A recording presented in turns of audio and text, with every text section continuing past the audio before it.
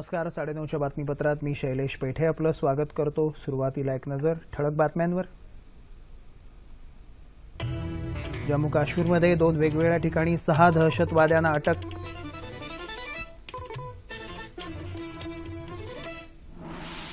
सीमेपलीकडून होणाऱ्या गोळीबाराला सीमा सुरक्षा दलानं दिलेल्या प्रत्युत्तरात गेल्या आठवड्याभरात 15 पाकिस्तानी रेंजर्स ठार.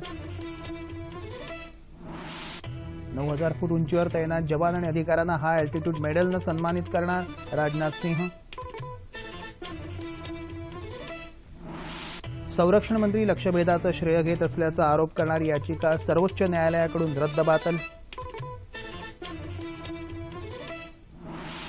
न्यायाधीश नियुक्ती प्रक्रियेत अडथळा आणण्याचा प्रयत्न करत असल्याचे 3 न्यायाधीशांच्या पीठाचे सरकारवर ताशेरे. नगरपरिषद आणि नगरपंचायत निवडणुकांच्या पहिल्या टप्प्यासाठी ऑफलाईन उमेदवारी अर्ज स्वीकारणार. धनत्रयोदशीचा सर्वत्र उत्साह. धन्वंतरी जयंतीनिमित्त राष्ट्रीय आयुर्वेद दिनही साजरा. आणि गोव्याच्या पहिल्या महिला मुख्यमंत्री शशिकला काकोडकर यांचं पणजी इथं निधन.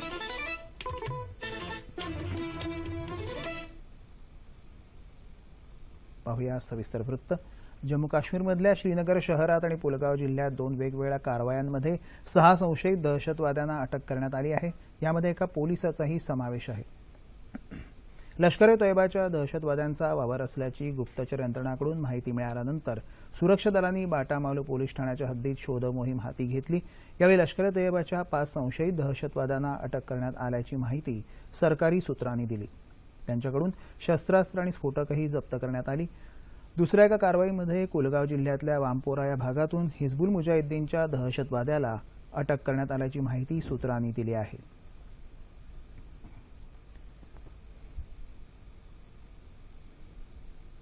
जम्मू काश्मीरमध्ये सीमेपलीकडून होणाऱ्या गोळीबाराला प्रत्युत्तर देताना सीमा सुरक्षा दलानं गेल्या आठवड्याभरात 15 पाकिस्तानी रेंजर्सना कंठस्नान घातलं आहे. सीमापार गोळीबारात 2 भारतीय नागरिक मृत्युमुखी पडले असून 2 जण जखमी झाल्याची माहिती सीमा सुरक्षा दलानं आज दिली. जम्मू काश्मीरमधल्या जम्मू, कथुआ, पूंछ आणि राजौरी जिल्ह्यात आंतरराष्ट्रीय सीमा तसंच नियंत्रण रेषेजवळ पाकिस्तानी सैन्यानं नागरी भागाला तसंच सीमेजवळच्या सुरक्षा दलाच्या ठाण्यांना लक्ष्य करत स्वयंचलित शस्त्रांचा वापर करत जोरदार गोळीबार केला तसंच तोफगोळ्यांचा माराही केला.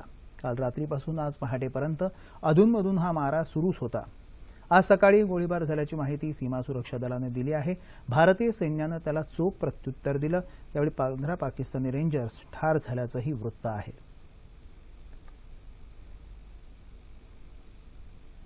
" 9000 फूट उंचीवर सरहद्दीचं संरक्षण करणाऱ्या सर्व जवानांचा आणि अधिकाऱ्यांचा हाय अल्टिट्यूड मेडल देऊन सन्मान करण्यात येईल अशी घोषणा केंद्रीय गृहमंत्री राजनाथ सिंह यांनी आज केली. ते आज ITBP अर्थात भारत तिबेट सीमा पोलीस दलाच्या 55व्या वर्धापन दिन कार्यक्रमात बोलत होते. अत्यंत कठीण भौगोलिक आणि प्रतिकूल हवामानात देशाचं संरक्षण करणाऱ्या जवानांना आणि अधिकाऱ्यांना प्रोत्साहन मिळावं तसंच त्यांच्या सेवेचा सन्मान व्हावा यासाठी हा पुरस्कार देण्यात येणार असल्याचंही ते म्हणाले. ITBPच्या अनेक चौक्या 9000 फुटांपासून 14500 फुटांपर्यंत आहेत. सीमेपलीकडून होणाऱ्या घुसखोरीमध्ये 60% घट झाली असून त्याचं श्रेय ITBPच्या जवानांना द्यावं लागेल असं केंद्रीय गृहमंत्री राजनाथ सिंह यांनी म्हटलं आहे. शेजारी देशाकडून होणाऱ्या दहशतवादी कारवायांबाबत राजनाथ सिंह यांनी कठोर शब्दात टीका केली. दहशतवाद हे शूरवीरांचं नव्हे तर भ्याड आणि पळपुट्या लोकांचं शस्त्र आहे असा टोलाही त्यांनी लगावला. यावेळी राजनाथ सिंह यांनी ITBPच्या अधिकाऱ्यांच्या संचलनाची पाहणी केली.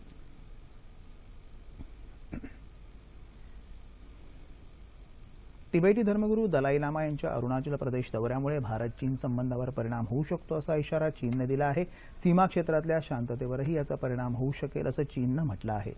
दरम्यान दलाई लामा अरुणाचल प्रदेशसह देशातल्या कोणत्याही भागाला भेट देऊ शकतात असं सरकारनं म्हटलं आहे. परराष्ट्र मंत्रालयाचे प्रवक्ते विकास स्वरूप यांनी ही माहिती दिली. देशातल्या कोणत्याही भागाला लामा यांनी भेट देण्यात काहीही गैर नसल्याचं स्वरूप यांनी सांगितलं. लामा यांच्या अरुणाचल प्रदेश भेटीबाबत चीननं आक्षेप घेतला आहे. या पार्श्वभूमीवर भारताने आपली भूमिका स्पष्ट केली आहे. पाकव्याप्त काश्मीरात भारताकडून करण्यात आलेल्या लक्ष्यभेदाचं संरक्षण मंत्री श्रेय घेत असल्याचा आरोप करणारी याचिका दाखल करून घेण्याजोगी नाही असं सांगून सर्वोच्च न्यायालयानं आज याचिका रद्दबातल ठरवली. संरक्षण मंत्री ढवळाढवळ करत असून लष्कराच्या कारवाईचा उपयोग काही जण वैयक्तिक स्वार्थासाठी करत आहेत असा आरोप या याचिकेत करण्यात आला होता. मात्र यात वैयक्तिक स्वार्थ आहे असा प्रश्न विचारून लष्कराचं सरकारप्रती उत्तरदायित्व आहेच, अन्यथा देशात लष्करी राजवट येईल असं न्यायालयानं सांगितलं. न्यायाधीशांच्या नियुक्ती प्रक्रियेत अडथळा आणण्याचा प्रयत्न सरकार करत असल्याचे ताशेरे सरन्यायाधीश टी.एच. ठाकूर यांच्या अध्यक्षतेखालच्या 3 न्यायाधीशांच्या पीठानं ओढले आहेत. न्यायाधीशांची निवड प्रक्रिया खोळंबून राहता कामा नये असं सर्वोच्च न्यायालयानं आज केंद्र सरकारला सांगितलं. न्यायाधीश नियुक्ती संदर्भातला राष्ट्रीय न्यायिक नियुक्ती आयोग कायदा घटनापीठानं रद्द केल्यानंतर गेल्या 9 महिन्यात सरकारकडून कोणतीही पावलं उचलण्यात आली नाहीत असंही सरन्यायाधीशांनी म्हटलं आहे. न्यायाधीशांच्या नियुक्त्यांसाठी सरकारनं नवी पद्धती निश्चित करावी असंही त्यांनी सांगितलं. या संदर्भात केंद्र सरकारनं वचनबद्धता दर्शवली होती, तिचं पालन झालं पाहिजे असंही न्यायालयानं स्पष्ट केलं.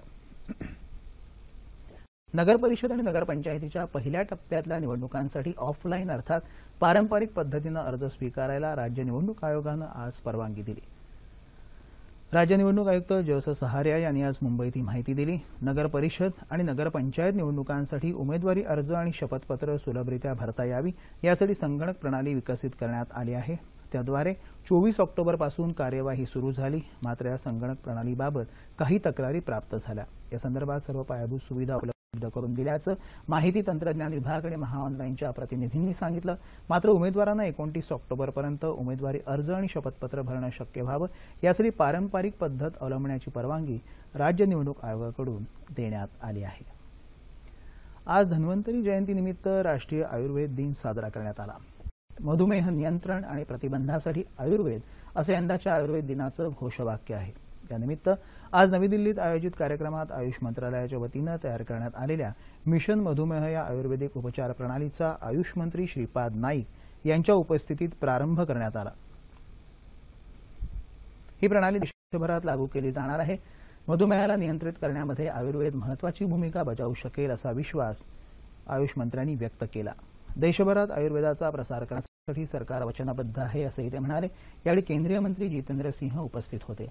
नाशिकमध्येही धन्वंतरी रुग्णालयात डॉक्टरांच्या उपस्थितीत धन्वंतरीची पूजा करण्यात आली. औषध निर्मितीसाठी वापरल्या जाणाऱ्या अनेक उपकरणांची यावेळी पूजा करण्यात आली. नागपूरमध्ये रेशीमबाग इथं आरोग्य भारती आणि आयुर्वेद व्यासपीठ यांच्या संयुक्त विद्यमाने धन्वंतरी जयंती राष्ट्रीय आयुर्वेद दिन साजरा करण्यात आला. वैद्यकीय क्षेत्रात उत्कृष्ट कार्य करणाऱ्या डॉक्टर उमा शर्मा, डॉक्टर दिलीप पोलके, वैद्य दीपाली धर्माधिकारी, वैद्य विजय पात्रीकर यांचा यावेळी सत्कार करण्यात आला. आपल्या मुलाची मरणोत्तर किडनी आणि डोळे दान करणारे संगीता नखाते आणि त्यांचे पती यांचाही सन्मान करण्यात आला. मुंबईत चेंबूरमध्ये धन्वंतरी पूजन आणि आयुर्वेद क्षेत्रात उल्लेखनीय योगदान देणाऱ्या 5 वैद्यांचा आरोग्यमंत्री दीपक सावंत यांच्या हस्ते सत्कार करण्यात आला. आयुर्वेद क्षेत्रातल्या समस्यांचं निराकरण करण्यासाठी लक्ष घालण्याचं आश्वासन आरोग्यमंत्र्यांनी यावेळी दिलं आहे. आज धनत्रयोदशी अश्विन वद्य त्रयोदशीच्या दिवशी समुद्र मंथन होऊन समुद्रातून धन्वंतरी आणि लक्ष्मी यांच्यासह एकूण 14 रत्न बाहेर आल्याची पौराणिक कथा आहे. त्यामुळे आजचा दिवस धन्वंतरी आणि लक्ष्मी यांचा जन्मदिवस मानला जातो. देवांचे वैद्यराज असणाऱ्या धन्वंतरीची या दिवशी पूजा केल्यानं अपमृत्यू टळतो अशी श्रद्धा असल्यानं घरोघरी धणेगुळाचा नैवेद्य दाखवून धन्वंतरी पूजन केलं जातं. भारतात आयुर्वेदाची परंपरा असल्यानं वैद्यक व्यवसायातही या दिवसाचं मोठं महत्त्व आहे. धनधान्य समृद्धीसाठी या दिवशी लक्ष्मीचं पूजन करण्याचीही देशाच्या काही भागात परंपरा आहे. उत्तर भारतात धनत्रयोदशीचं औचित्य साधून धातू खरेदी केली जाते.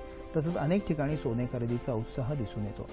आरोग्य आणि धनधान्य संपदा देणाऱ्या धनत्रयोदशीनिमित्त पंतप्रधान नरेंद्र मोदी यांनी देशवासियांना शुभेच्छा दिल्या आहेत. द ब्लाइंड वेलफेअर ऑर्गनायझेशन संस्थेच्या वतीनं धनत्रयोदशीचं औचित्य साधून आज नाशिक इथं गरजू अंधांना भेटवस्तू देऊन दिवाळी आनंद दिला.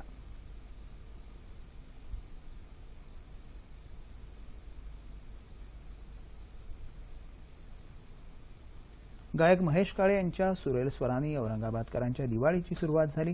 अभ्युदय फाउंडेशनतर्फे औरंगाबाद इथं आज दिवाळी पहाट कार्यक्रमाचं आयोजन करण्यात आलं होतं. या कार्यक्रमात राष्ट्रीय पुरस्कार विजेता गायक महेश काळे यांच्या शास्त्रीय गायनानं सर्वांनाच मंत्रमुग्ध केलं.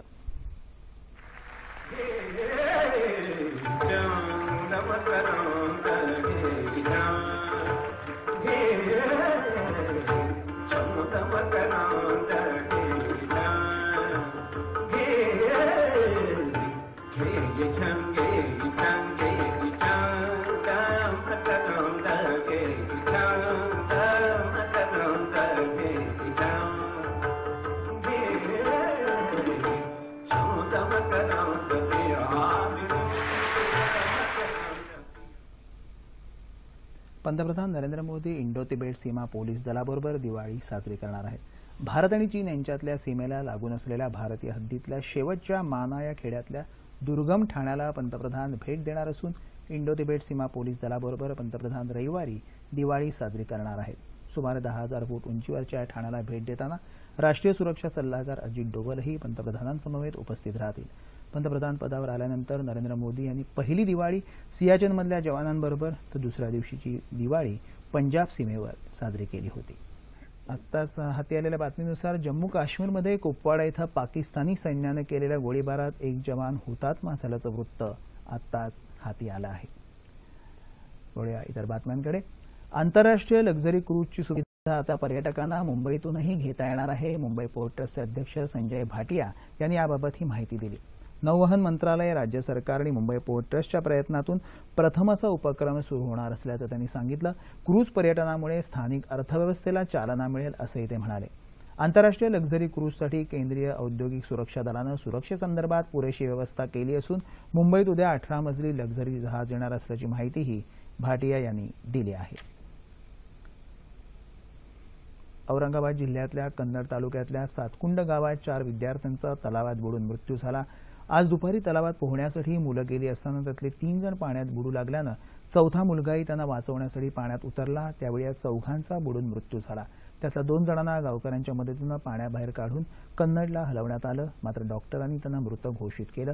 उर्वरित दोघांना ग्रामीण रुग्णालयात दाखल करेपर्यंत त्यांची प्राणज्योत मालवली होती. आणि दिवाळीत झालेल्या घटनेमुळे परिसरात मात्र शोककळा पसरली आहे.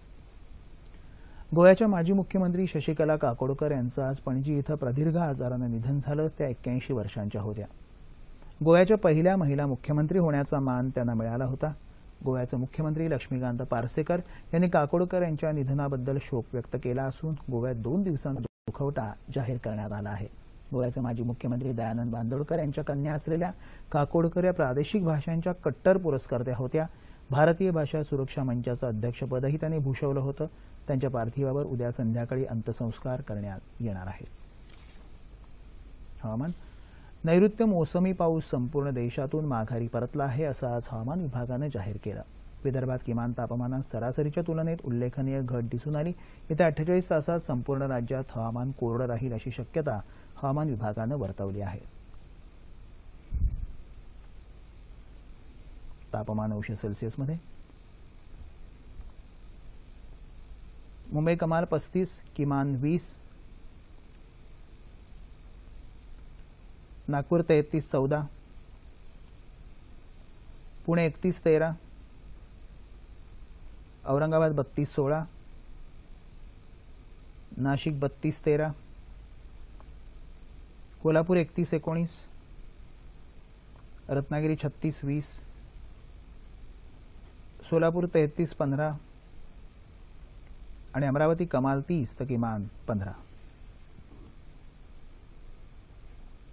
ठळक बातम्या पुन्हा एकदा.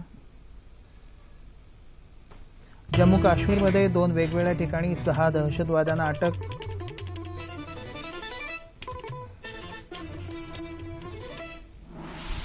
सीमेपलीकडून होणाऱ्या गोळीबाराला सीमा सुरक्षा दलानं दिलेल्या प्रत्युत्तरात गेल्या आठवड्याभरात 15 पाकिस्तानी रेंजर्स ठार.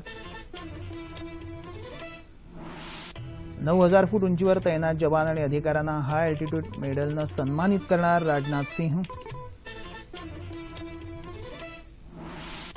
संरक्षण मंत्री लक्ष्यभेदाचं श्रेय घेत असल्याचा आरोप करणारी याचिका सर्वोच्च न्यायालयाकडून रद्दबातल.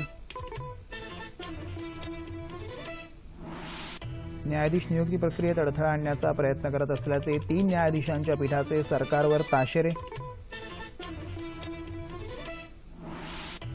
नगर परिषद आणि नगरपंचायत निवडणुकांच्या पहिल्या टप्प्यासाठी ऑफलाईन उमेदवारी अर्ज स्वीकारणार. दिनही साजरा. आणि गोव्याच्या पहिल्या महिला मुख्यमंत्री शशिकला काकोडकर यांचं पणजी इथं निधन.